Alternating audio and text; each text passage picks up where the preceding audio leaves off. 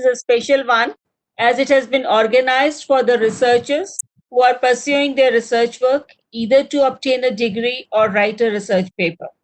All the researchers, wherever they are working, are advised to adhere to academic integrity by the authorities as well as their supervisors. But most of us are not aware of what academic integrity and plagiarism exactly is. It is the commitment to and demonstration of honest and moral behavior in an academic setting by acknowledging the contributions of other people. It has six fundamental values: honesty, trust, fairness, respect, responsibility, and courage. The crux of academic integrity is ensuring that every piece of work you submit is your own and that you have properly cited and credited all the references that you used. Failure to provide such acknowledgement is considered plagiarism. Since it is considered a form of cheating, the researchers who plagiarize can be punished with course failure or even suspension.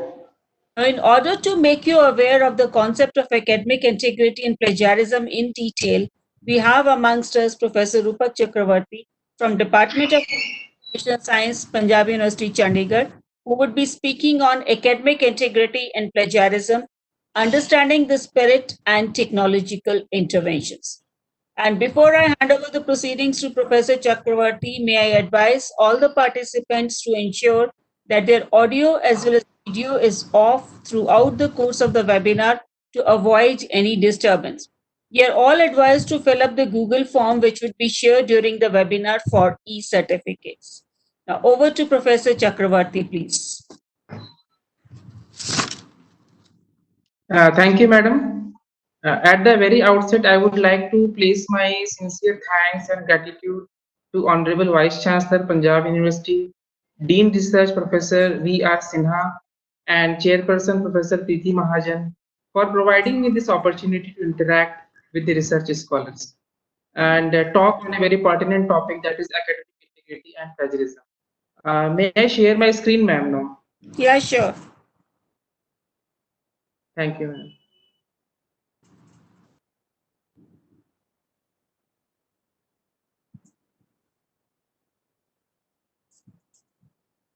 So the topic of my today's presentation is academic integrity and plagiarism, understanding the spirit and technological interventions.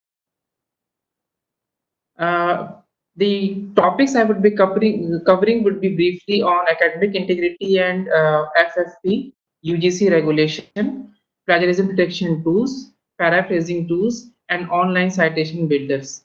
Of course, I will be discussing about the theoretical part or conceptual part, because before using the tools, we should also know the rules and regulations and how the guidelines guide us in using such tools. So directly using tools will be of no use unless we also know the quality of the outcome which these tools are going to provide us.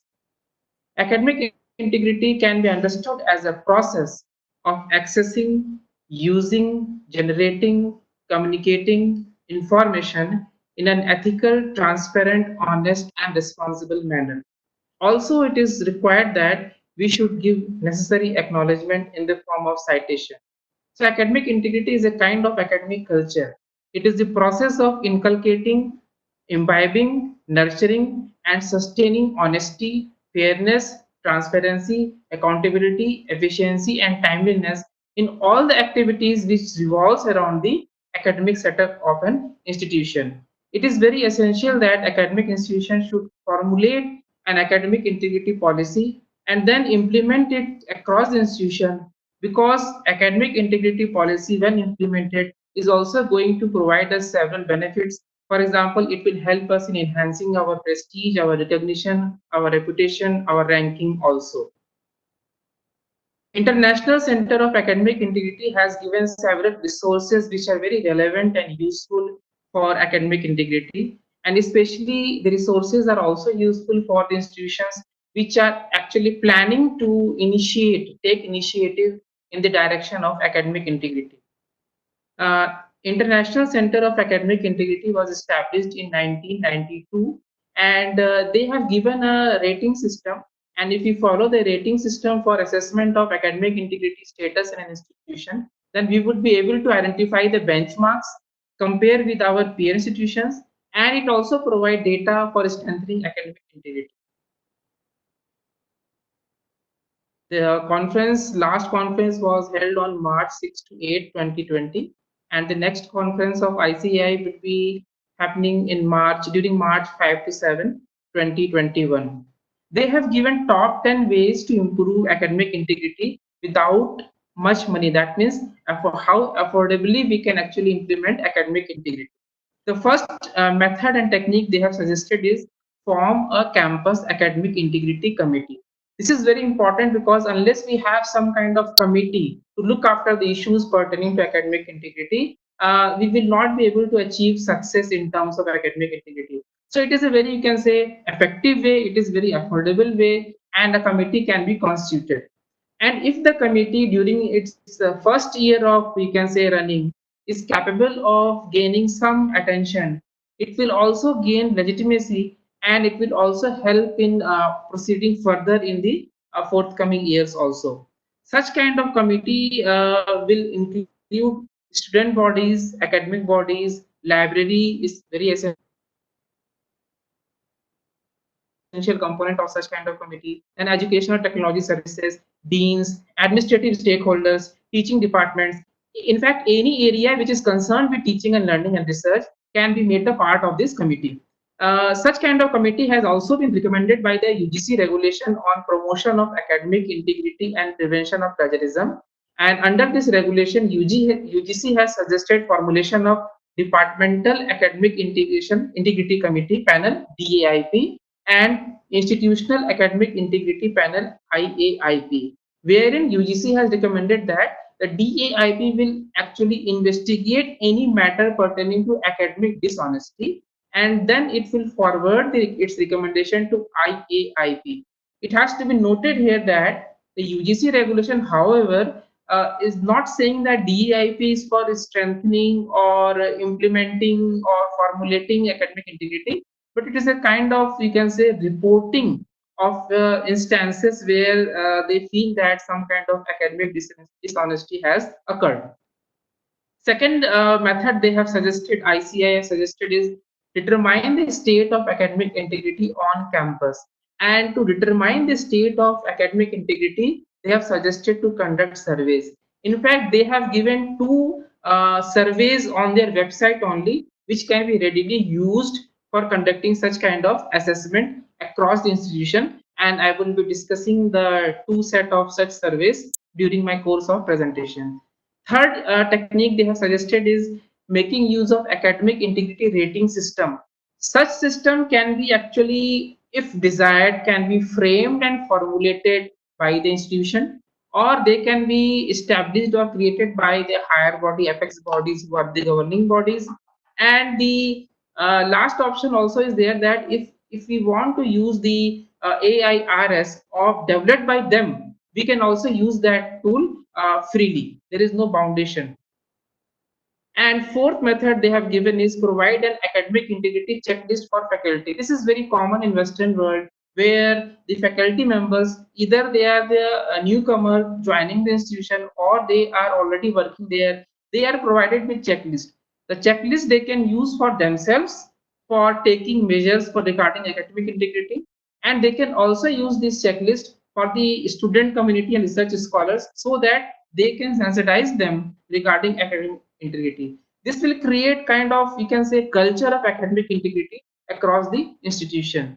And these are the examples of some faculty checklist regarding academic integrity.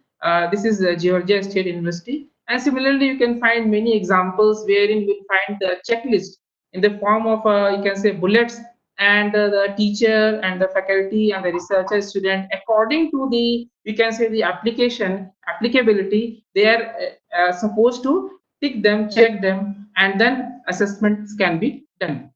Fifth method they have suggested is to involve the students. We can involve the students in the committee, or we can involve the students in its promotion. In both the cases, we can involve the students. And this ICI also recommends that if we are going to involve students in establishing academic integrity in the campus, we can also provide them academic credit for the participation. This would be highly encouraging, as students will then feel that, okay, fine, if I do something for academic integrity, I will be able to gain some credit or points. So that is very highly encouraging and motivating. The next point is that they say that create a solid academic integrity policy. Unless we have committee, very good. We want to do survey, that is very good. We want to involve students, very good. But to bring all these things into one single umbrella, we are also supposed to create a very robust, well documented, written academic integrity policy. And the ICI says that such policy should be very clear, it should be student centered, including scholars, it should be developmental, fair, and enforceable. The next recommendation ICI gives is regarding the celebration of integrity. If we are doing such kind of job which is going to actually enhance the quality of the institution, reputation of the institution, and creating an atmosphere of academic honesty, then of course we should celebrate the events, the offices, the people, just to motivate and encourage them to keep the good work going. That is, it is not a one-time job. Establishing academic integrity is has to be sustained throughout the years. Therefore, it is very important that we should be celebrating the important moments of academic integrity whenever and wherever we get an opportunity. And to do that, we can celebrate actually Integrity Awareness Day or Academic Integrity Awareness Week. And we can also create some kind of contest, quiz, and programs can be organized, webinars, seminars can be organized to celebrate the academic integrity. And last ninth point they have given is to involve all the stakeholders, because we are not only taking those who are students and scholars and teachers, but administrative setup, whomsoever are academic administrator, administrative stakeholders, we are also supposed to include them so that we have a very holistic kind of you can say policy, and everyone in the campus is contributing towards strengthening and sustaining the academic integrity.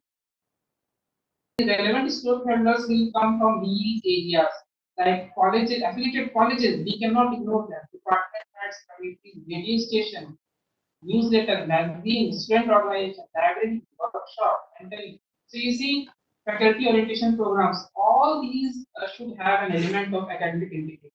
And 10th, I was saying that embracing technology, that is social media.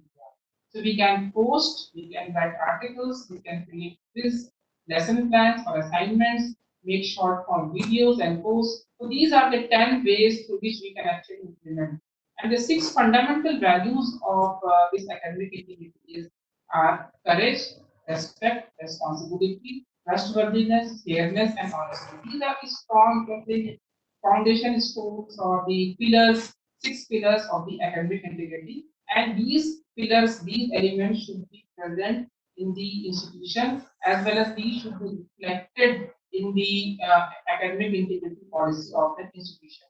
This is the rating system AS, which is a free tool. One is rapid self-scoring, other is detailed. Detailed can is self-scoring, obviously, but you can get ICAI certification. And if you see the survey, the rapid self-scoring survey, it has got 3 parts, and the categorization is like that: 350 to 500, excellent. Then next is good progress, good start, get going. Get going means that no initiative has been taken pertaining to activity. And excellent is that we are actually going to actually make it a academic constitution, part of the constitution of the uh, university. This is the AIRS. You can see the first part is policies and procedures. This part first is in bold, that is written policies and procedures. This is very important because unless we have written policies and procedures, we cannot actually have this effectiveness of the policy. And under this first point, we have 7 sub points. And this you can very easily access if you go to ICI website. This is readily available. If any college or university want to go for a survey, this can be used. Second part of this system is we have formal and or investor appointed active academic integrity groups or committee.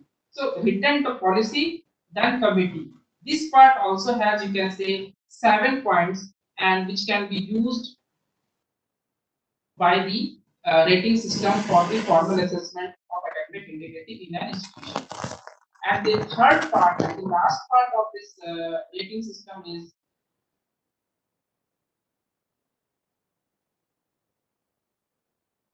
uh, academic integrity office. So again, this has 4 points, and all these 3 points can be used for rating.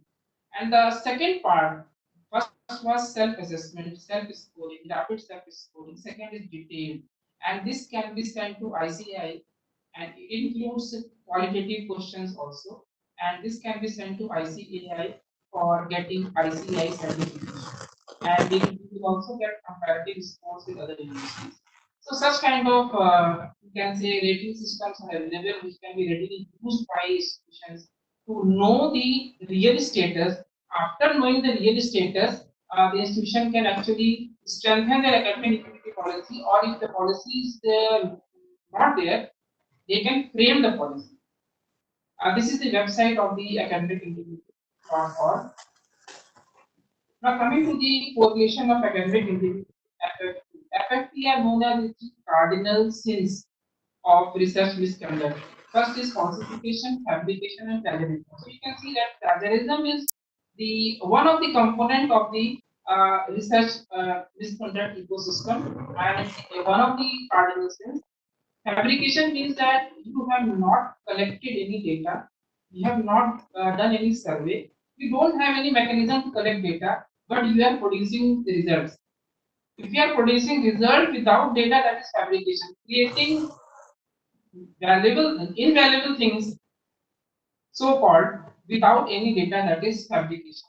And falsification stands that you are actually manipulating various procedures and methods to get the desired result. So fabrication is something which has never occurred, but you have in your hand something to show that these are the results of an experiment which you have actually never conducted. That is fabrication. Falsification, you can play with the gadgets and devices, instruments, tools, your questionnaire in order to get a favorable kind of result outcome, and which is in alignment with the other result. But actually, you are actually manipulating your methods and procedures. And plagiarism, of course, is part of FFP, and it says that you are using the other person's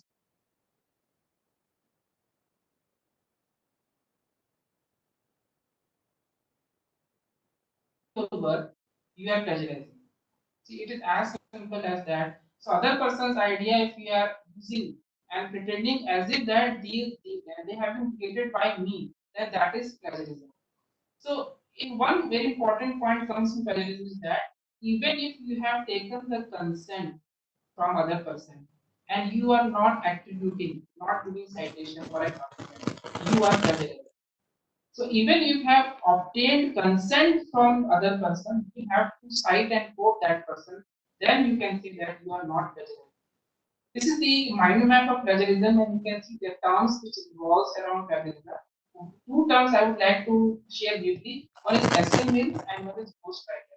Essay mill, ghostwriters actually they write essays and they sell it to essay mills.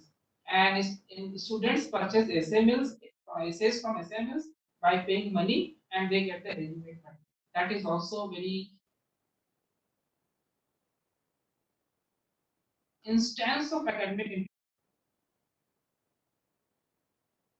when it started. So I consider this activity a social problem. Of course, plagiarism or FFP is a social problem. It is also a kind of pandemic and it had a cultural problem also. So first instance of plagiarism was I could find at first century CE. First century CE, it is Common Era. The poet Martial, who stated that it was shameful for another poet, to publicly read Martial's poems as if they were his own. So you see, the concept of plagiarism was there. First century CE means it coincides with also the birth of Jesus Christ. So it is as old as first century CE. So plagiarism is an ethical issue. It is not very much legal till now, and it may happen whether the author is aware or not, intentional or intentional. If it has been done, it will be considered as plagiarism.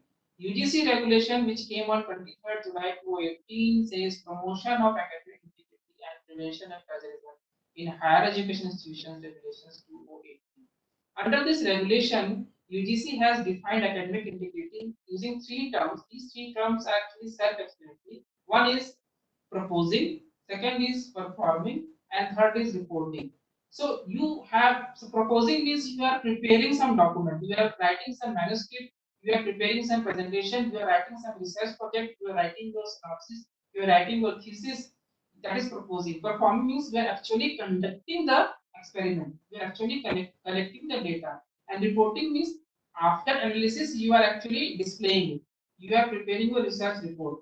But honesty should be there in all these three steps. If it is not, it is academic dishonesty. If it is there, it is academic integrity. This is the definition given by UGC regulation. And they have also defined plagiarism as the practice of taking someone else's work or idea and passing them as one's own. This is definition we all know. Uh, the regulation has many sections. Three sections I will briefly touch upon. Objective. First objective is the awareness, then institutional mechanism, and third is systems to detect presence. These are the three objectives of this regulation. Awareness, you can see this webinar is, you can say, part of the first objective when we are creating awareness, and the other methods also are to be seen. So, promotion of academic integrity and ethics in education institutions as per UGC regulation is now mandatory. And under that promotion, the first 3 points, seminars, defined seminars, awareness programs, attribution, and the seek permission of the author, all these points are to be made part of such kind of promotional events. Curricula, compulsory module of master degree, UG and PG both regulation says it should be made part of it. And also the research work, the PhD coursework, it should also include some kind of element of REE, responsible research and ethics, and orientation refresher course should also have modules for academic integrity. And this was the annexure released on December 19, and it says this is the third point, scientific misconducts, falsification, fabrication, and plagiarism. This has been included in the PhD coursework according to UGC, and universities have to implement it. They have also mentioned Turnitin Urban as software tools, so their features and hands-on, if possible, can be given under the PhD coursework program. Uh, the regulation also says that the teacher should have all the technical gadgets and devices, internet, computer, software, everything. Plus, they should be given access to Ubuntu or Turnitin or any software, and also they should use reference management tools that can be desktop based like Mendeley or that can be online based. The regulation also recommends that research scholars and the faculty members should obtain ORCID ID, that is Open Researcher and Contributor ID, to have their unique identification throughout the world in the academic, you can say, world. Then finally, the document has to be submitted. The thesis and dissertation are to be submitted in short for the A course. Second point, I don't know to what extent universities have implemented because the regulation says that the institution shall create their own IR for hosting dissertation. So this we are actually lagging behind. Let's say, and quoted material. Although APA says that paraphrasing should be preferred than quotation, but the regulation says that yes, quotations are there under quotation that can be excluded from similarity checks. References, bibliographies should be excluded. Generic terms, for example, say common knowledge, the sky is blue, the sky is blue. Generic terms and such common knowledge shall be excluded. The last line, which is ignored by the persons who actually scan the documents for similarity, and that should not be ignored, is exclude a common knowledge or coincidental terms up to 14 consecutive words. This feature is not available readily on Urkund. That has to be done manually. Urkund is available to all the universities, but this feature has to be done manually, and it is going to take time, I tell you. In Turnitin, there is a provision you can exclude by 40 word or 10 word. So the academic integrity policy or plagiarism policy should be reflected, should be available in all the you can say websites, and one can check whether it is there or not.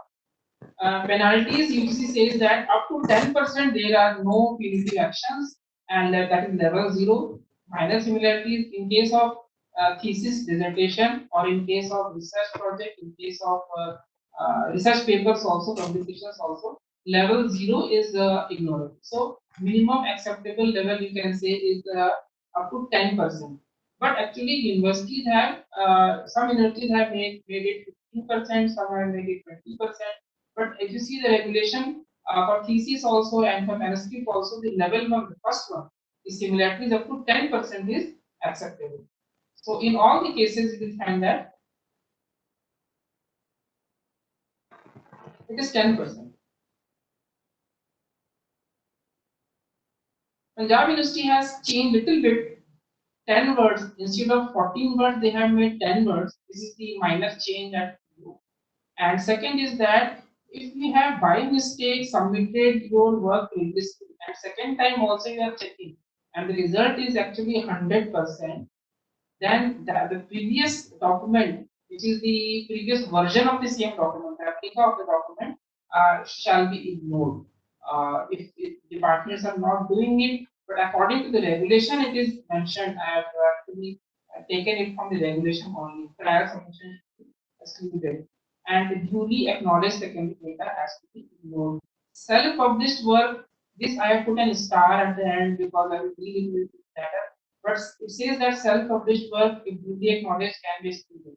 And still, we are actually not being able to check vernacular languages, local languages, software will not work. Although they are Unicode compliant, but Unicode everything, they don't actually are able to check the this,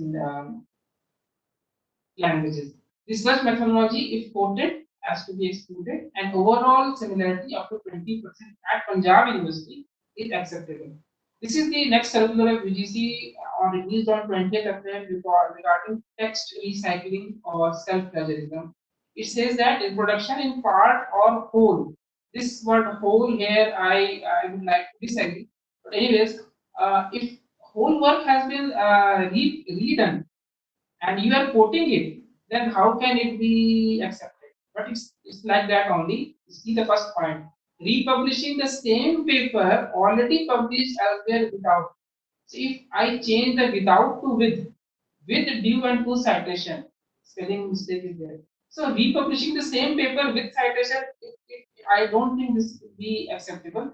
Of course, second, third point, smaller portion and reusing the data, and that too with proper citation, that is fair enough. But republishing the previous work in exactly the similar one, that couldn't be considered as a fair practice. Breaking up a longer, larger study, this is known as salami slicing. And again, UGC says, see the common word here is without due and full citation. Even paraphrasing, if you are doing paraphrasing without due and full citation, if you don't cite, you are doing text recycling or self. So citation is the crux of the matter. This is very important slide. If you can see, this is I reproduced from the open website.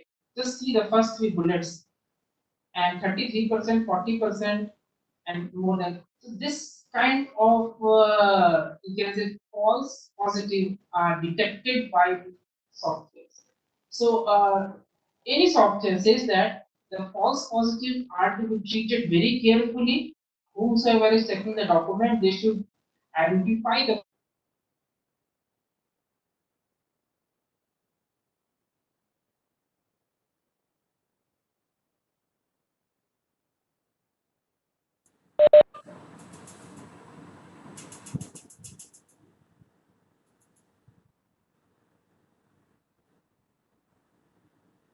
May I request all the participants to please bear with us? It seems there is some connectivity issue at his end.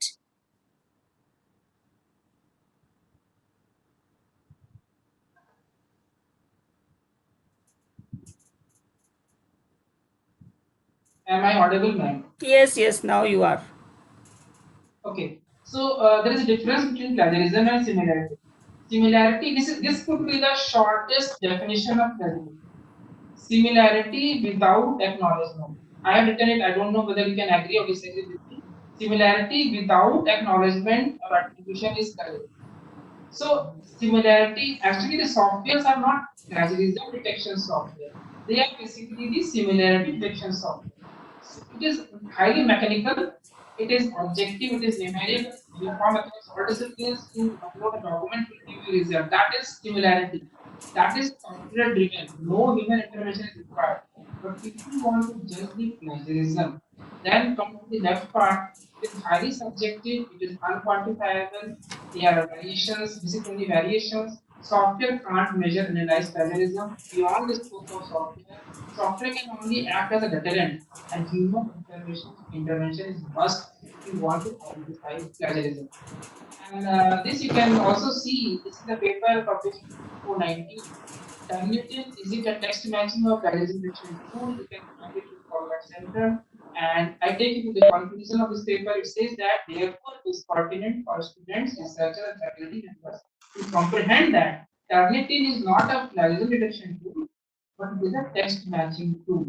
Because any software cannot detect plagiarism, they cannot detect similarity. Only human beings can actually detect. Turnitin itself says so. This is this interface for Turnitin. It says that top 15 misconceptions, and the first one is Turnitin detects terrorism. The reality you can read is different.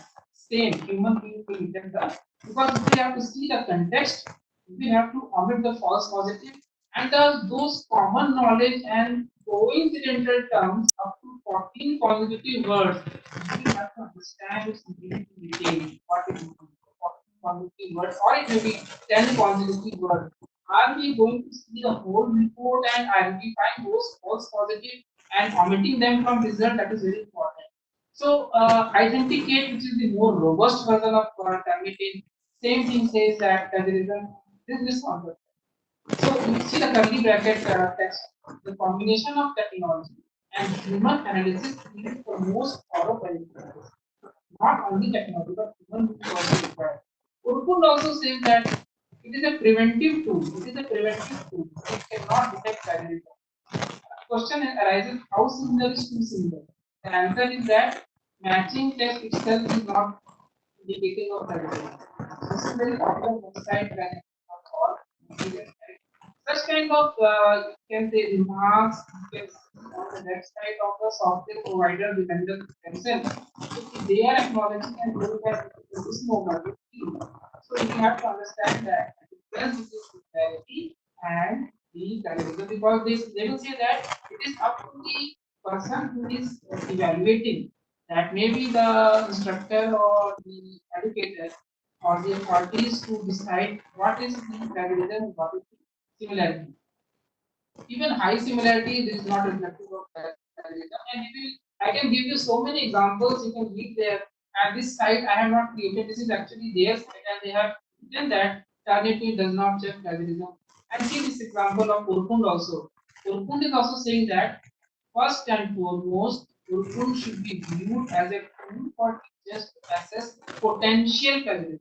Potential plagiarism, and ultimately, the human beings are there to decide what constitutes as plagiarism. So it is very important to identify the false positives, and if we are not doing so, they have become a very dangerous and risky proposition because the research scholar or whomsoever is the content creator are going to be the sufferers in this game of only software and only taking the numeric score that is given by similarity detection software.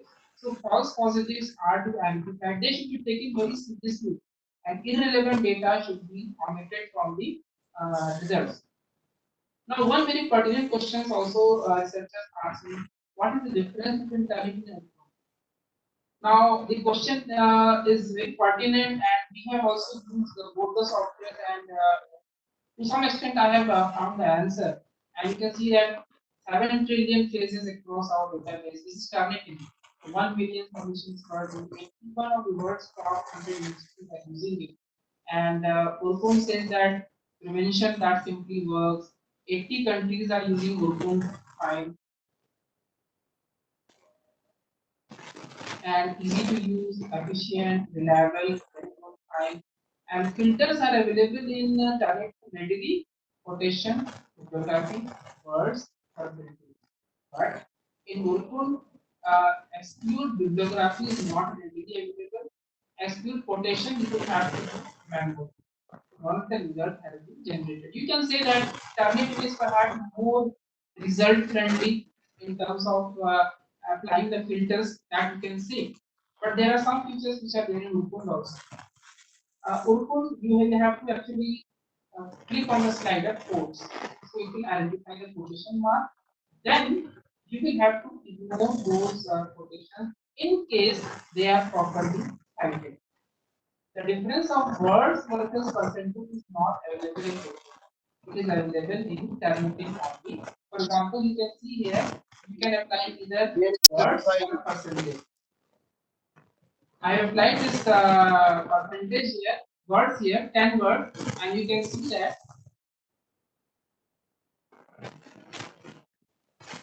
10 words, and the result is 27%. When I applied 1%, 1%, the similarity score was 4%. 4%. But this feature is not available in Urkund. And you can exclude sources in targeting if it is instructor's version.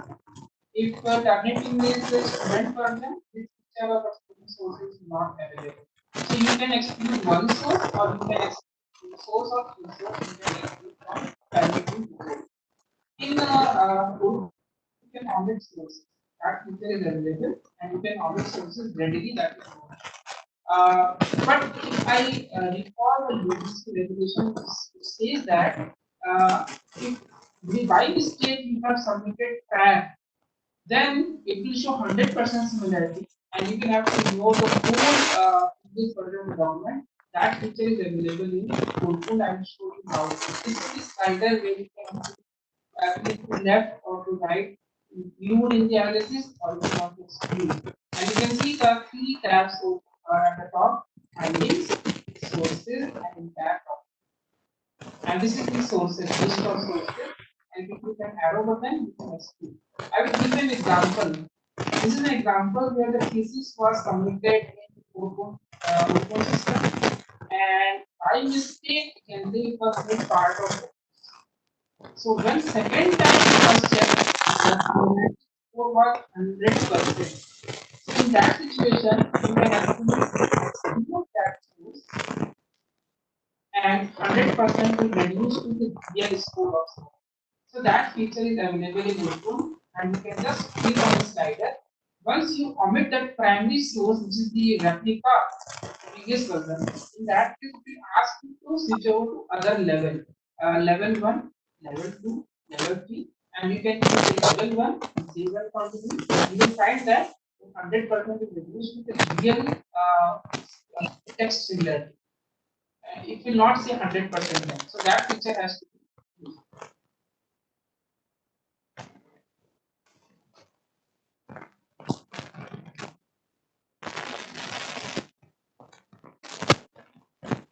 My screen is available, ma'am. 40 Chinese brokers, प्रश्न वर्षे Sir, your screen is being shared now. Screen is not available. Sir, we can only see an orange screen of video as such. And Now, Yes, it's okay now. okay. So level 1 can be chosen and you can proceed further so that the justice can be done to the scholar. And Urkund has also improved upon the VFX code to make it more user friendly and really it is more user friendly. One thing has to remember that originally by default the documents which are submitted to Urkund are exempted. Exempted means that the document will not be available to further researchers, further documents for content notes. But you will receive an email. Default is exempt. But by mistake, if you click on unexempt, then your document will become the part of the repository permanently and it will show similarity. It will be used for matching content to other document, including your document also. So by default, it is exempted and one should actually avoid make it unexempted. Exempted is better, but content is not exempted. So that problem 100% was there because it was by mistake unexempted. So you should take care of that. Whenever you submit a document on Urkun, you will receive an email immediately saying that it is exempted. Would you like to unexempt? If you are not clear of the meaning, if you click there, you are in some kind of problem. A most important point, apart from features, is the content and scope and coverage. So Turnitin, the thing is your document is matched against other documents. So the thing is, which are those documents? Turnitin says that unparalleled and ever-growing content. You name the discipline, every discipline is there. Social sciences also there, which also include lab information science, education, law, all that. And it says that Elsevier, Springer, Nature, Wiley, Blackwell, Taylor Francis, Hydrogen, all these are actually you can say mentioned here. Eternity. They have actually projected, reflected on their website, making it you can say transparent that if one has to subscribe to Eternity, they should be able to know what is their indexing content. That should be clear to us. And they are using three types of databases. One is your Internet Archive. You see, 15 million pages, new pages are added on daily basis. 15 million new pages. So that is the, you can say, exhaustive nature of Turnitin database. This is only World Wide Web. And the second part is your global student papers. These are the documents which are submitted by the students and scholars and a big part of it. That is there. And the third and most important crucial part is research publications, research papers articles. It says that they have tied up with more than 1,700 publishers and 74 million subscription articles are there. And 94% of the top 10,000 journals, including they have tied up with Crossref. Now, Crossref has tied up with publishers and Turnitin is a tie-up with Crossref.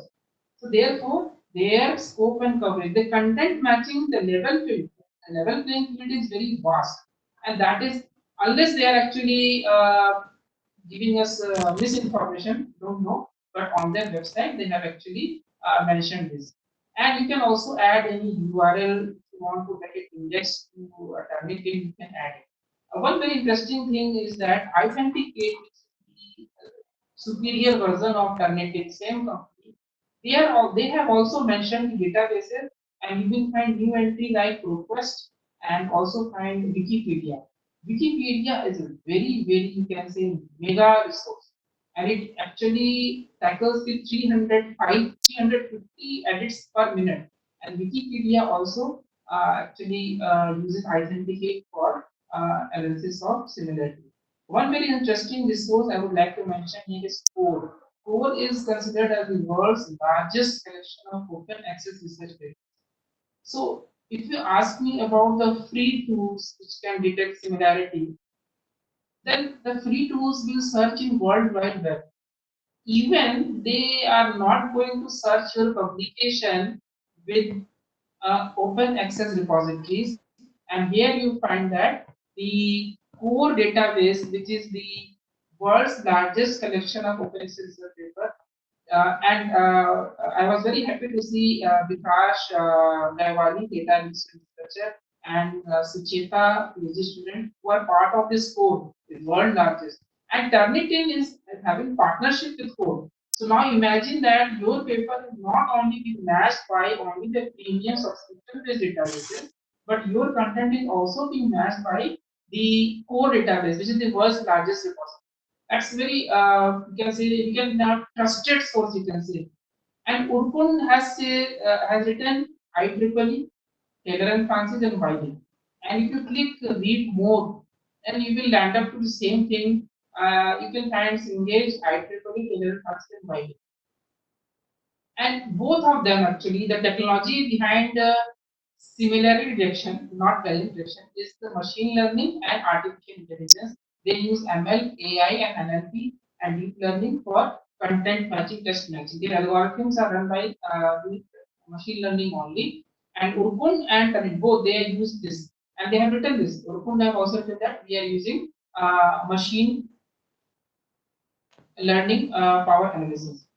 This was interesting news. Urkun actually published that Urkun ranked best among support tools for plagiarism detection. This was in February 2020. I was amazed because it has quoted European Network for Academic Integrity. And European Network for Academic Integrity is maybe a reputed institution, not very much idea about that. And they are going to organize conferences in particular, and very good. And I could find that report also, the report is there testing for supporting use of pathogen detection. But if the content coverage is not at par with Turnitin, how can Urkul be ranked top? So if you see that report clearly, they have never mentioned that Urkul is the best. In some, I can say categories, they are ranked forward. So actually, I had some doubt with Turnitin. I follow Turnitin on Twitter. So I put up a question to Urkul that Urkul's coverage of academic database is too limited, raising genuine concerns over the authenticity of significance level. The research scholars whose theses are we are checking on Urukun will find less similarities score in comparison to tableting.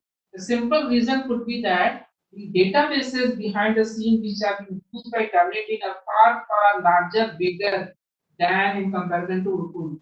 And the reply they have given to me actually is and thanks so much for your concern and feedback. We continuously invest in our academic database and come out top of the class in the recent study by ENI.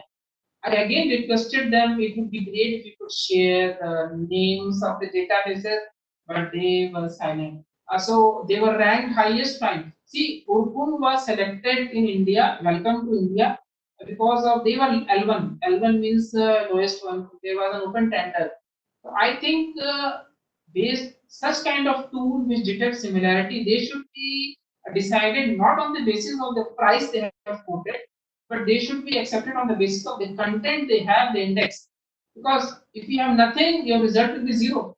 So it's like that only. But in any case, we have Shol Suddhi, and you can go to this website. It is about Urkund only, and you can see the results, not result actually, but the statistics, like how universities are using and which university have how many now documents have been uploaded. Maharashtra very high, Chandigarh also. There you can see the results keep on changing based upon the number of documents have been added. To show the Shuddhi is giving only information and statistics and nothing else. But we are having tabletin trials we are having. But from UGC we have been provided Urkul.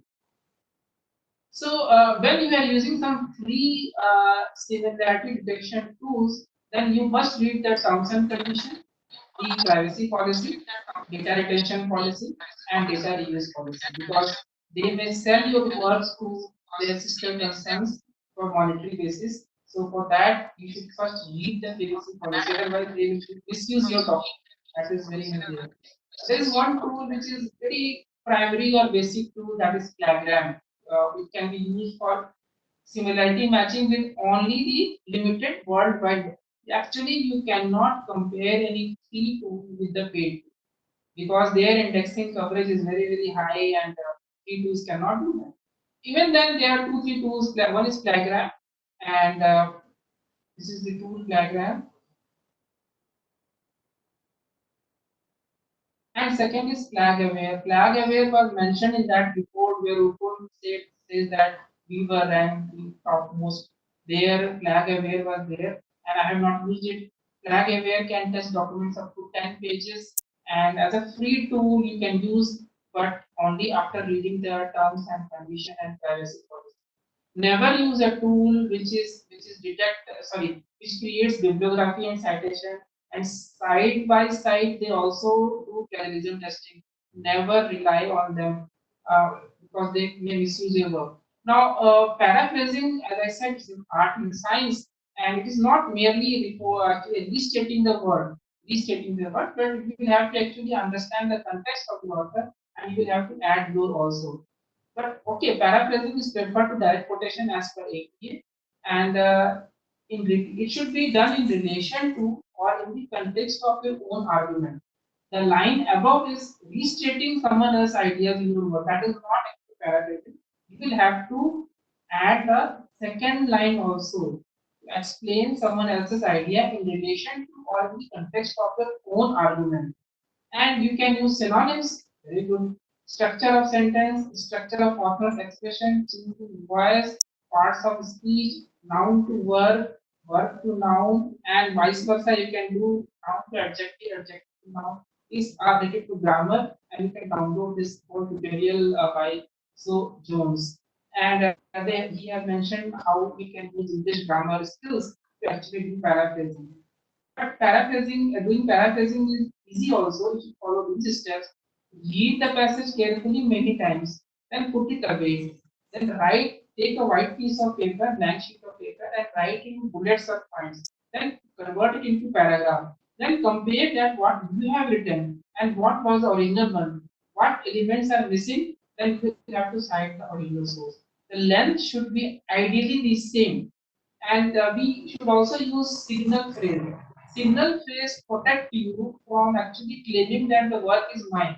Because when you use the word predicts, proposes, acknowledges, finds, knows, is known as signal phrase, then you are actually saying that I am not saying this, but this has been said previously by someone else. So that is these terms should be used while doing paraphrasing. So read the original text, using your memory, jot down it, point wise, write paragraph in your words and compare. So when you have done the paraphrasing at the end, you will have to see that the meaning is same. You are not distorting the original meaning. Most of the words have been changed. Significant restructuring has been done. Same length, original and your work has same length, and the information is correctly referenced and cited. Citation is very important in case of paraphrasing also. Citing sources is not only for avoiding plagiarism. Citing sources add value and worth to your research. It adds visibility to your research because we always work on the shoulder of giants. Therefore, we should cite. And there are more than 9,875 citation styles in this world, depending on the discipline. And one discipline particularly relies on one citation style, and there are so many.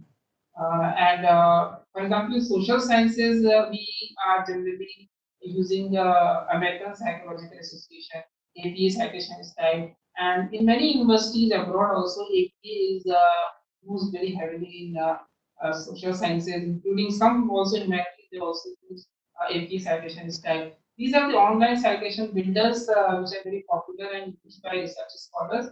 Last one is bibliography.com. You can use it, it is free also. You can create account also because your bibliography will be on cloud, and you can start working with it at new citation. This is bibliography.com. Coming to APA, because if you are using any online citation builder, you should also be aware of the style guide, the rules. For example, if I take the example of APA, an APA follows author date citation system. And there are two types of, you can see, citations here. One is your reference list entry. Reference list entry appears at the bottom, at the end of the story. And the second category is parenthetical or narrative. Parenthetical, you will say that the year is included in the parenthesis, preceded by a comma. But in narrative citation, the year only is included in the parenthesis. The surname is not part of the parenthesis. So we have parenthetical citation and narrative citation under the author system. And also, if there are more than one author, we will be using ampersand in parenthetical one and A and D and in narrative. I give an example. You can see yourself. This is these. I have zoomed it. So Alexander, comma 218, and Alexander bracket closes then 218. Actually, example of ampersand and. See the second row. Two authors. So there is ampersand. Year is within the bracket. Narrative citation. There is A and D, and the 2019 is alone in the parenthesis. This is narrative citation. Both have their own purposes and they are used right. Now AP has certain changes because see, any institution or department should stick to only one, either APA 6 or APA 7. We should not mix it. And October 19 APA 7 was released, so it can be switchover can be there, but there should be uniformity in usage of single citation style. In APA 7, what they have made changes that if there are three or more authors, you are just supposed to write a surname of first author and use at all. In APA 6, you have to write three authors, three or more. But here, if there are more than three authors, just you have to write the first surname and you can use at all. This is the change from shift from APA 6 to APA 7. You will say that, oh, they have made our work easier. But next slide will change your mindset because in reference list entry, you are going to mention 20 authors, the surname of 20 authors. And between the 19 and the final author, you are going to use ellipsis. You can see the example. The first is red cross, don't read it. Second is green tick, and you see the 20 authors name. See, in text citation, if you give 20 names, it will actually disrupt the flow of reading. Everything has a scientific logic. So at the end of it, you are trying to actually attribute and recognize, acknowledge all the authors. So not more than 20, but up to 20, you have to mention the reference history, and you can see the example in the bottom also. So in a way, you can say the work has increased while writing this surname in reference to entry. Also, retrieve form has been removed. In APA 7, we are no longer required to mention retrieve form. Also, the place of publication location, APA 6 is there, APA 7 not required anymore, location information. Also, the format of ebook, for example, PDF, on the device, for example, EPUB, Kindle, anything, APA 7 not required. Digital object identifiers are actually identifiers, permanent identifiers of digital objects, and they consist of a string of numbers that is figures, and they are used for actually giving a permanent, never changing address of a digital object. So DOI are very heavily used for citing, and this is the change that you are earlier we have to write it manually DOI colon, but in APA 7, just you copy the URL and paste it. HTTPS colon DOI. This is the URL, DOI URL. It has been eased. So you will have to, you don't have to type it manually, but you can insert the URL also. And the issue number, general volume number should be followed by parenthesis issue number. So 5 volume, but issue number 51 should be used. So when you cite, you make your work more findable, accessible, interoperable, and usable. This is the fair data transfer. So citation is very, very important. And I will show you some tools. Mendeley is very popular. I'm not going to take up. And SciDive is also a good software you can try. We have EndNote Basic also. EndNote Basic you can use. This is a free tool. Basic version is free. Online citation makers, I will discuss only three very briefly. First is your citation site. Citation site is very good for if you want to, you have consulted a printed book, and if you want to cite that printed book, including page number, what you can do is you can download this app from the Google Play Store and or iOS, and you can scan the barcode of the book at the cover of the book backside, and it will create the any citation style bibliography, and you can add the page number, and you are done. When you open your laptop or desktop, you find that printed book which are physically in your hand in library, and you have to cite it. So you can use your mobile phone and the citation site app, and actually you can create the citation. Citation site also has a Chrome add-on, Firefox add-on. You can use it, but for printed books, I've tried it, tested it. It's very good. You can download from Google Play Store or for iOS also. You can try it will work. This is the screenshot of Google Play Store, and I have installed it, and barcoding the scan will help you to get the citation easily. This one is DOI citation formatter. This is exclusively for DOI. What you are supposed to just paste the DOI on the first topmost box, choose the citation style, and it will create a citation reference history for. So this is exclusively for DOI. It will not take title, a URL, ISBN. It will not take. Second is from Zotero, that is Zotero with Netflix. This is also very good.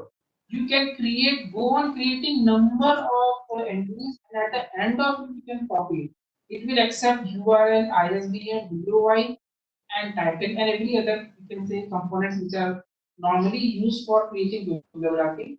Zotero will on. These are online. There is no need to actually download or install a software. My favorite one nowadays is MyWeb, and it is very, very helpful, I tell you, and it will give you the premium features free of cost. So out of all these I mentioned, my favorite one is MyWeb, and you can choose citation style, you can create citation, you can import, you can export, you can work in collaboration, you can create folders, and I successfully imported a file from Scopus to MyLib. Likewise, you can import file from Web of Science also, and you can choose your citation style as per requirement. I have chosen APA7. So you can see the interface, it is very no advertisement and nothing is paid, free or basic version, and it is fully functional. You click anywhere, you can log in also, and you can create. I will show you the import feature dot risk file, bigtech file, and download references. Import, export. You can export to Google Drive, MS Word file, copy paste, Mendeley, whatever, everywhere you can do that. So it is very useful and it is 100% free meta use. And you can change the citation style. I have chosen IPA7 because it is the latest one. Website URL you can paste DOI, you can paste any. See, if you click on more, you can actually use for conferences, for interviews, for journal article, for patents also, and for standard also, and thesis also. So it will create all sort of citation. I thought for an experiment, I pasted a DUI of an article and I click on search and I got the result and I could save it. If you want to change anything, then change it. If you don't want to make any change, just click on save and you will get the reference. Also, it will give you in-text citation. If you click on the right column of this entry, you will get in-text citation as well as reference list entry. You will get both of them. You can actually import it to export it to MS Word. It will give you a nice bibliography according to citation style. Now, this is also available on Google Chrome extension. So instead of pasting the DOI, suppose you have opened an article and you want that article to be referred to in your document. So you just click on that button. This is the DOI, this is the article, this is the journal which I just shown you. So just click there, MyLib Chrome extension, and it will not only create your formatted citation AP style, but also in-text citation, and you can directly save to project also. You can copy it, no doubt you can copy paste it, but if you click on save to project, the whole this thing will go to directly to without any manual intervention your bibliography. And but I told you that be aware that the site for me very shiny website, and you see there two things are there: free citation machine and plagiarism checker. What they will say, they will say that we will not share, no sharing. But when we read the terms and conditions, they will say that you grant us, not only us, but our agents, licensees, and assignees, and irrevocably royalty-free worldwide perpetual non-exclusive right permission to reproduce, store, copy, transmit, display, any free tool which is creating bibliography. They are saying that we can also do plagiarism checking. First of all, read the data reuse policy and privacy policy. Otherwise, your work will become bare bones. So it should be checked. For example, I told you about plagiarism. I read the plagiarism terms of use and it clearly says that your work will remain yours and to be confidential. Your work will not be actually shared, used for further checking, or it should be shared with any third party. So that should be very clear. So artificial intelligence based paraphrasing tool. If you Google paraphrasing tool, you will be actually flooded with results. The best one like mine will best one paraphrasing tool. But again, I would like to tell you that you will have to be aware of these citation rules also as well as paraphrasing guidelines because you must be able to assess the quality of the paragraph which you have paraphrased. So merely using tool will not suffice. The tool I'm going to mention is the QuickBot.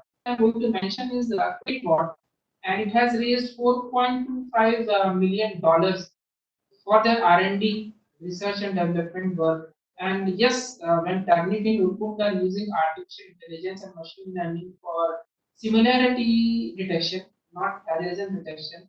Similarly, Quillbot is using artificial intelligence for paraphrasing. But again, I would like to say that manual intervention, if you want quality paraphrase, is required. So $4.25 million they have raised just for R&D. If you don't log into Quillbot, you can actually paraphrase up to 400 words. If you log into Quillbot, you can paraphrase up to 700 words. And I tell you the accuracy, and I have got feedback from many researchers, and they have told me that it's the result, the quality of paraphrasing is really, really very good, and you can do it multiple time paraphrasing. And it has got mode standard, multi, creative, suggestive, and conclusion. It has also got new feature of Summarizer you can also use. So this is without logging screenshot where 400 characters can be checked. So I logged in, so it becomes 700 characters. You can see that I copied a paragraph from a journal and I pasted on Quillbot, and I paste on click on the button, fill it, and it will fill sentence by sentence. So once completed, it will show you the result, and you are satisfied. You can use it. There is option of copy, or you can requill it. You can do it multiple times. So 700 characters you can use after you have logged in. Login is free. Login is free, and you can use it. And you see the results given by the tools. Paragraph of 700 words, 400 words, 500 words can use it. Proofreading and grammar you should also check, because if it has paraphrase which is done by AI, artificial intelligence. So you should also check the quality of the synonyms as used up to your satisfaction, up to your mark. That you have to check. Summarizer, you see 2500 characters you can summarize, and it will do the summarizer. I don't know summarizer are used by the scholars or not, but paraphrasing tool is of course they are used by the scholars. Either they can use it manually or they can use the software like Quillbot, which is free to use. And this $4.25 million is only for R&D. For proofreading grammar, Grammarly is very famous. You can use it for Microsoft Office free of cost, and you can check your documents. You can also use language tool. I'm using the Chrome extension of language tools, and similar to we can say Grammarly. It is also very user friendly. And the paid version of language tool is around 1100 rupees per year. So it's 100 rupees. You can say less than 100 rupees per month. Language tool can also be used for grammar and proofreading. The last dimension of my today's talk is the AI proctoring services. Like after the lockdown, whether we are going to conduct examinations batches, or we are actually trying to find out some different ways. So AI proctoring tools are based upon artificial intelligence, wherein you are being proctored by AI services. Not human proctors are not there. For example, in most SWAYAM cases, we have proctored examination. There are examination centers that will find human beings as invigilators. But in the technology-driven initiatives, artificial intelligence is used where it is a cost-effective method, and you can check on the test checker with facial recognition, your biometrics, your retina, change in voice tone, your distractions, any foreign object, copy pasting, new browser opening, new tab opening, refresh, back key, everything is logged. So your 360-degree room view is available, and multiple people, any other distraction can be detected. Change in voice, phone, use of phone, your phone will be locked, and 360-degree plan of the room will be visible to you, and ability to freeze the examiner's computer. You can't do anything, I tell you, except writing. You can't do anything. Or you can shut down your computer. That is there. Other thing, if you're thinking that you can do smart things, not possible. So it will read candidate's eye movement, and whatever you are reading, the angle of it will be actually interpreted. Any gestures, movement of body. See, in Western countries, they are focusing on academic integrity last mile. They are conducting, because of COVID-19, they are conducting online examinations.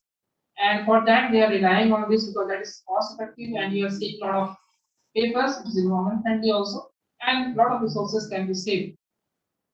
And any issue is there, the message is sent. So there are so many examples. For example, smart proctoring, there is a decrease administrative burden, cut cost association, and standardize and artifact. See, your voice, your knuckle ID, your fingerprint, your biometrics, your retina, everything. Your baseline database, for example, you have Aadhaar card, iCard, name, parent, everything will be authenticated after that examination will be initiated. And pencil paper test are also feasible through this, and these are being used by many countries. And let me share with you that in India it has already started. So it is affordable also, and OP Jindal Global University admissions go fully online, and this news is of 4th May.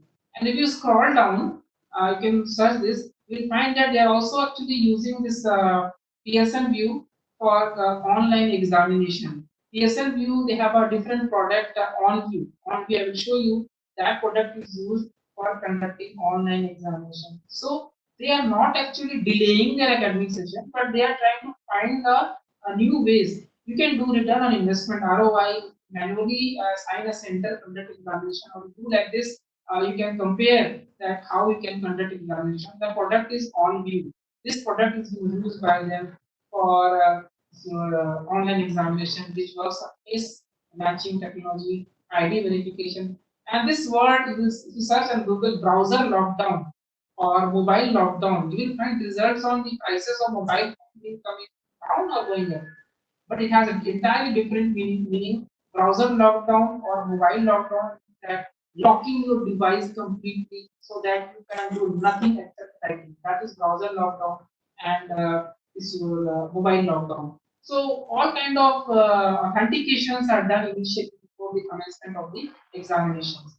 This is the mobile app. Yeah, they have developed, that is mobile using mobile lockdown and room scan. All these features are there. And the very beautiful thing about them, these services are that they are actually compatible and integrated with the learning management systems, which are very famous. For example, Blackboard and Moodle and other tools, they are integrated. So conducting examinations is becoming more and more easier. So mobile lockdown, what it does, it temporarily disables phone. So they have actually thought of, they have not left any ways for cheating, you can say. So academic integrity, right? In fact, in Western countries, you go for admissions, they have to write a lot of essays and write-ups to submit it.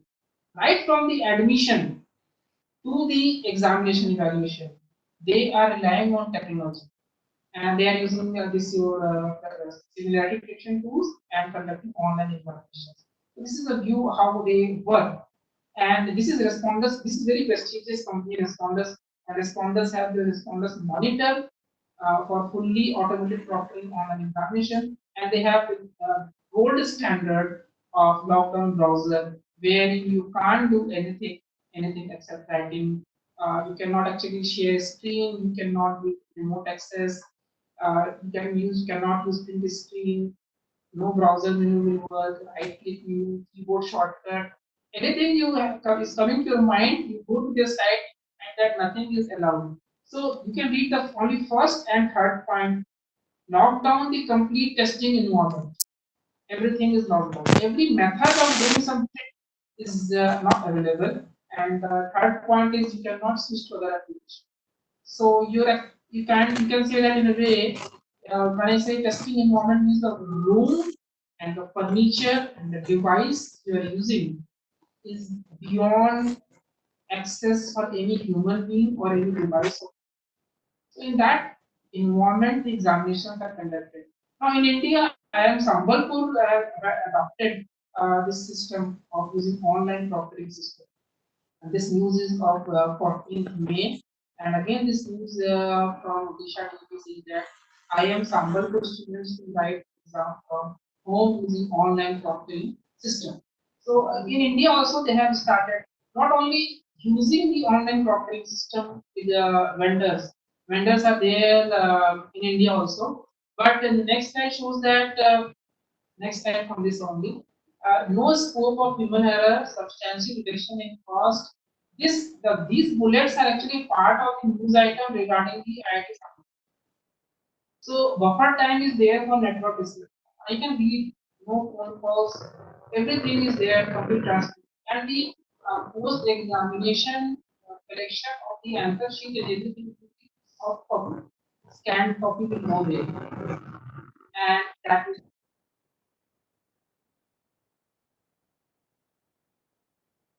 created. This is local for local. They have created mechanism for holding online examinations, and I think that in near future, maybe other universities with the technologies made available to because schools are made. If this such kind of tools are made available to other industries also, this is kind of take-home examinations, and they can be utilized. So it has to be seen that in near future how technology is actually bringing a revolution in examination, certification, and assessment. And last, I would like to sum up with two slides only, and that is according to Scriber, paraphrasing will remain there. You will find write-ups saying that paraphrasing amounts to plagiarism. To the extent I know, paraphrasing does not amount to plagiarism. Paraphrasing, if quoted and cited properly, is not text recycling either. And to paraphrase, you will have to start writing from scratch, manage your sources from where you are reading, paraphrase or quote and summarize, create the original author using the citation methods, and use a plagiarism checker before you submit. But personally, I believe going beyond this, I believe that we should read extensively, not from one source or format. Information has many formats. So you should read, the scholar should read from many formats, variety of sources. It can be a newsletter, it can be a blog, it can be a journal. Read from many sources. And then understand it, analyze it, and comprehend it. Critical thinking is required and depend on your original ideas and express it, acknowledge it. And those who are from the field of library and science or information literacy is a common term. Media and information literacy, to see the definition of it, it actually includes the spirit of, you can say, academic integrity and pluralism. And thank you so very much. I'm done with my presentation. Thank you, Professor Chakravarti, for your highly informative talk highlighting the importance of academic integrity and how to maintain a high standard of academic integrity honestly, fairly, truthfully, ethically, and responsibility. Now, I think we can have some question answers, please. And before that, we have two known professors with us, Professor S.P. Singh and Professor Dinesh. Would you like to comment? Professor Dinesh and Professor S.P. Singh, would you like to comment or ask something? Good afternoon, sir. Good afternoon, ma'am. Good afternoon, Rupak. Good afternoon, ma'am. How are you, ma'am? I am very fine. Your webinar was excellent. It has covered wide area than in a very wonderful way. Had I known it Yes, earlier, sir. Thank you, ma'am. I would have joined much earlier. Join only in midway. But anyway, it was very useful lecture for the students, research scholars, even Thank you, madam. even for all the students who are involved in writing an article or thesis. God bless you, Rupa. God bless you. Thank Thank you you. so much, madam. Thank you. Thank you. Now, is there any research scholar who would like to ask any question or any other participant?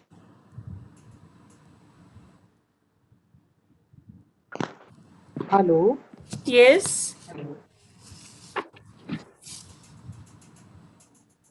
Yes, please. You have any question to ask?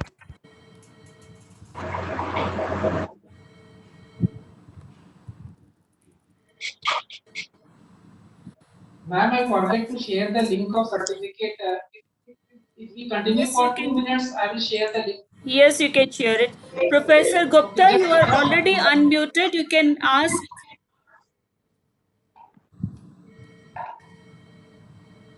Hello. Yes, ma'am. Please go ahead Hello. with the question, please. Hello. Yes, रूपक sir. Hello.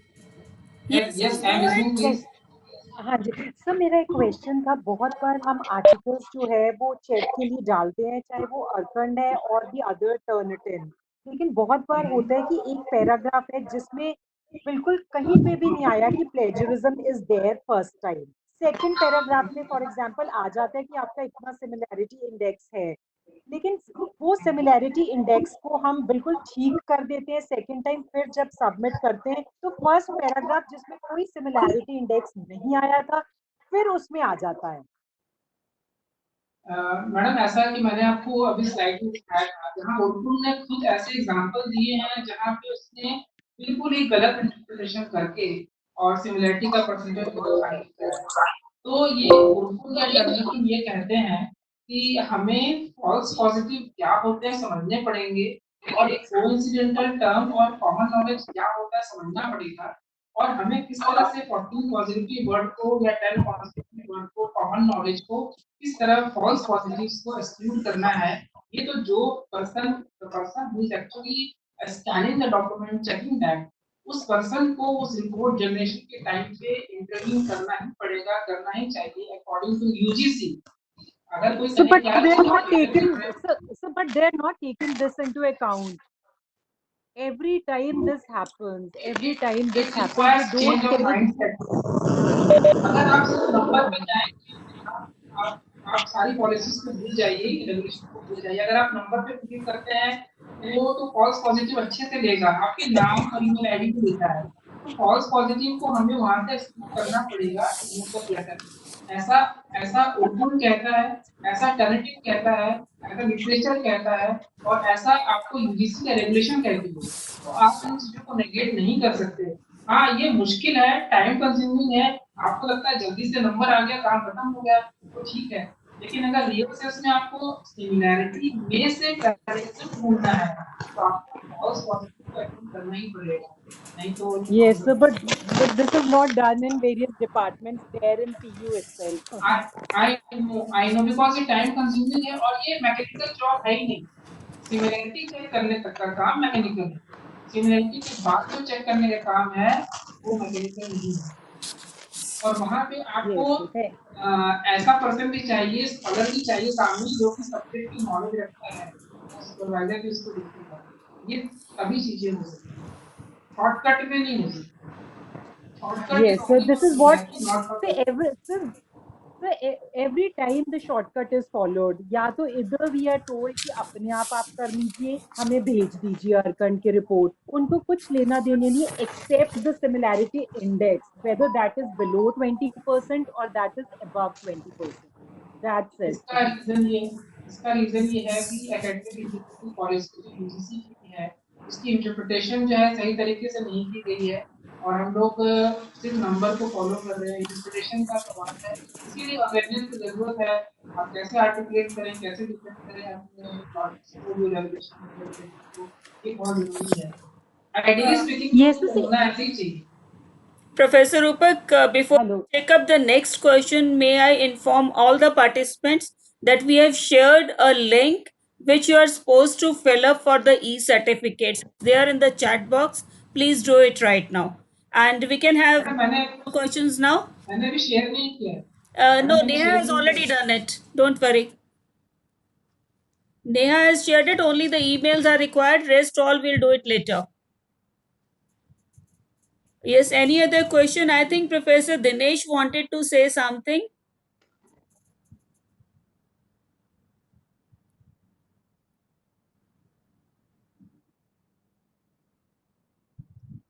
No, I think he's not able to connect. Any other question from any other researcher? Hello.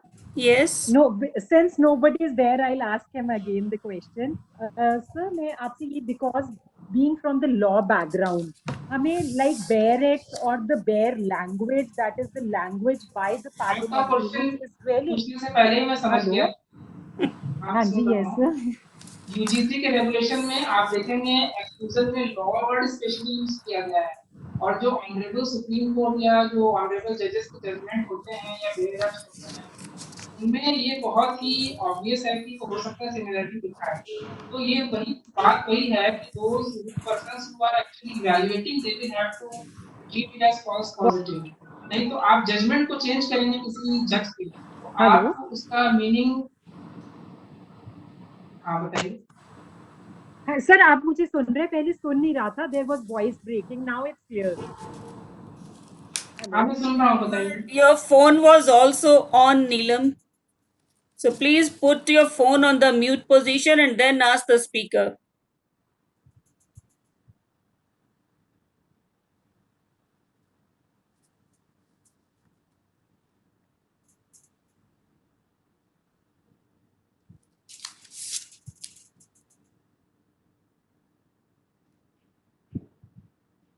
It seems there's some technical issue at Professor Rupak's side. You can. I am able to listen. have I am able this to listen. legal language there, or you can say the language which is laid down by the parliamentarians. लेकिन sir वो जो language है, हर बार जो भी हम कोई भी I know. section cite करते हैं किसी law का, वो हमेशा हमारा आ जाता है plagiarism के under, जिसके कारण we are not able to cite that, क्योंकि उससे हमारा similarity index जो है बढ़ जाता है बहुत ज्यादा. Now what to do in such position? Whether to cite all the sections, like नीचे footnoting में हम sections को लेके वो सारे. आप उसको फुटनोट में Hello? दे सकते हैं और आप उसको मेन टेक्स्ट का पार्ट भी बना सकते हैं. Hello, am I audible to you, ma'am? हाँ जी सर, हाँ यस आप यस, उसको लेकिन फुटनोट मेन में दे टेक्स्ट. सकते हैं. हाँ ठीक है, फाइन सर. हाँ, मेन टेक्स्ट का पार्ट भी बना सकते हैं. जो यस ओरिजिनल आइडिया वो वही रहेगा कि जो इवैल्यूएट कर रहा है उसको उस कंटेक्स्ट में देखना पड़ेगा. आप उसको पैराफ्रेजिंग भी कर यस सकते हैं कुछ हद तक without distorting the original intention of the original author. Paraphrasing sir can be done. Actually, हाँ yes I know paraphrasing can be done, लेकिन बहुत बार होता है जिसमें हमें we have to interpret the language there in the research paper itself. For example some new laws comes, whenever some new, we try to interpret the language, but for that we have to quote the bare language as it is there in the paper. बहुत अच्छा आपने question पूछा. अगर आप उसको coat कर रहे हैं वर्बैटिम तो यूजीसी का रेगुलेशन कहता है ये कि एक्सक्लूड कोटेशन मार्क. दिक्कत का लॉ के लिए तो बहुत अच्छा है. फिर हाँ जी सर, दिक्कत बहुत सिर्फ अच्छा है, वही है लेकिन द कि प्रॉब्लम. उस प्रॉब्लम का सॉल्यूशन तो वही कर सकता है जो मानने को तैयार नहीं है. Regulation Yes, this is what regulation I'm में अगर saying. आपने दिया है और उसको साइट किया है, if you are quoting it and citing it, then it should not be considered part of the single text.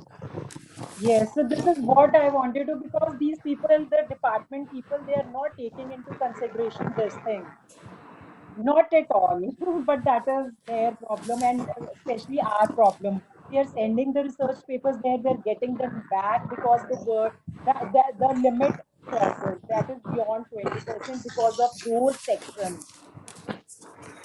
Anyway, thanks, sir. Thank you so much. Thank you. Thank you for asking. Thank you, Professor Rupak. There's one clarification required. Neha has shared one form and one form has been shared by you. Are these the same forms?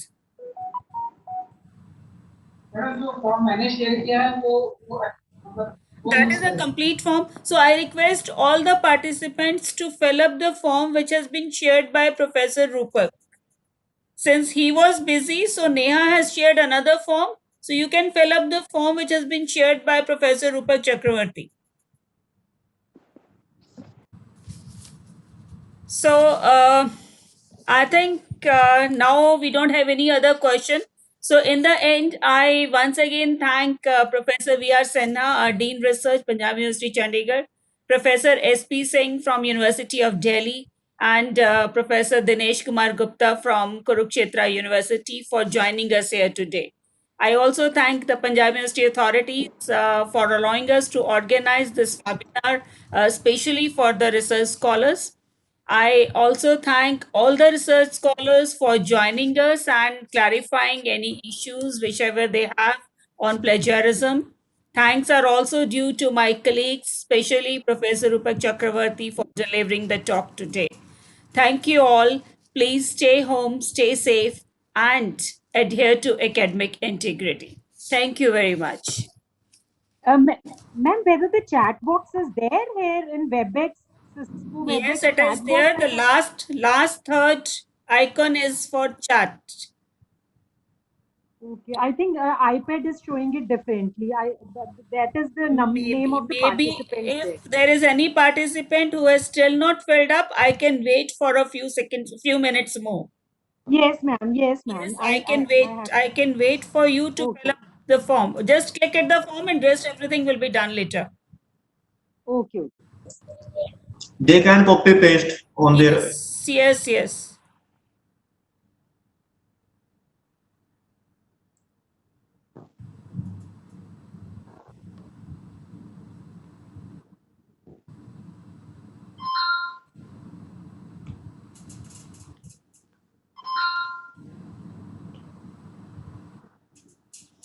Thank you, ma'am. I got it.